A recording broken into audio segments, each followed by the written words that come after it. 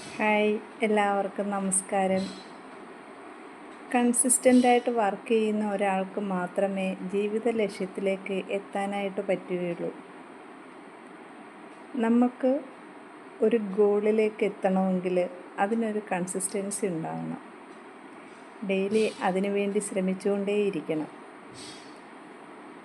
കുറച്ച് കാലതാമസം വന്നിട്ടായാലും നമ്മൾ ആ ലക്ഷ്യത്തിൽ എത്തിച്ചേരും. ഇത് എത്ര പേർക്ക് ജീവിതത്തിൽ പ്രാപ്തമായിട്ടുണ്ട്? നമുക്ക് തുടർച്ചയായിട്ട് ഒരു ലക്ഷ്യമുണ്ടെങ്കിൽ ശരിക്കും നമ്മൾ അതിനു വേണ്ടി ശ്രമിച്ചാൽ അതിലേക്ക് തന്നെ എത്തിപ്പെടും. നിങ്ങൾ സ്ട്രേഞ്ചർ സീക്രട്ട് എന്ന് പറയുന്ന ഒരു റേഡിയോ ശബ്ദം കേട്ടിട്ടുണ്ടോ? അതിനകത്ത് പറയുന്നുണ്ട് ഈ കാര്യം. നിങ്ങൾ എന്ത് തീരുമാനിക്കുന്നു നിങ്ങൾ അതായി തീരുന്നു. നിങ്ങൾ എന്ത് ചിന്തിക്കുന്നു നിങ്ങൾ അതാകുന്നു. നിങ്ങൾ പോസിറ്റീവ് മാത്രം ചിന്തിച്ചുകൊണ്ടിരുന്നാൽ നിങ്ങൾക്ക് എന്നും പോസിറ്റീവ് കാര്യങ്ങളായിരിക്കും ജീവിതത്തിലുണ്ടാകുക. നെഗറ്റീവ് ചിന്തകൾ കൊണ്ട് നടന്നു കഴിഞ്ഞാൽ നമ്മൾ അതിലേക്കാണ് ആയിത്തീരുന്നത്. എന്നും നമ്മുടെ ആരോഗ്യത്തിന് വേണ്ടി 10 മിനിറ്റെങ്കിലും നടക്കുന്നത് ഒരു ശീലമാക്കുക. ഗ്രാജ്വലായിട്ട് അത് കൂട്ടിക്കൊണ്ടുവരിക.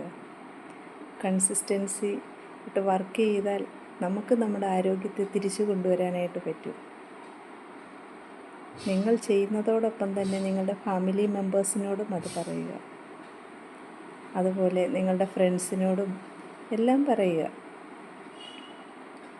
ഫ്രണ്ട്സിനോടൊക്കെ പറയുമ്പോൾ ചിലപ്പോൾ അവർ കളിയാക്കിയെന്നിരിക്കും.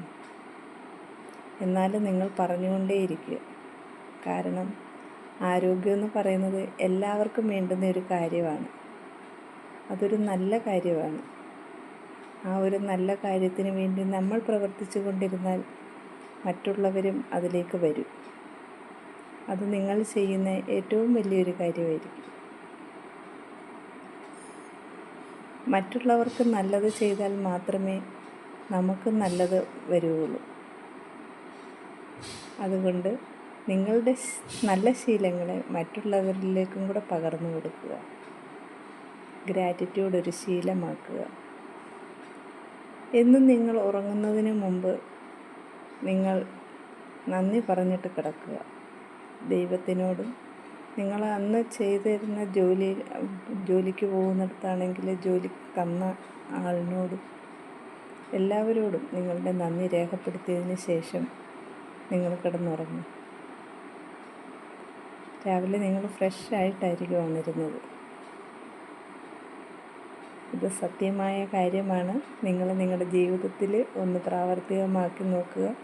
നമ്മൾ ഉറങ്ങാൻ കിടക്കുമ്പോൾ നല്ല ചിന്തകളോടുകൂടി ഉറങ്ങാൻ കിടന്നു കഴിഞ്ഞാൽ നിങ്ങൾക്ക് രാവിലെ നല്ല രീതിയിൽ ഉണർന്നെണീക്കാൻ പറ്റും.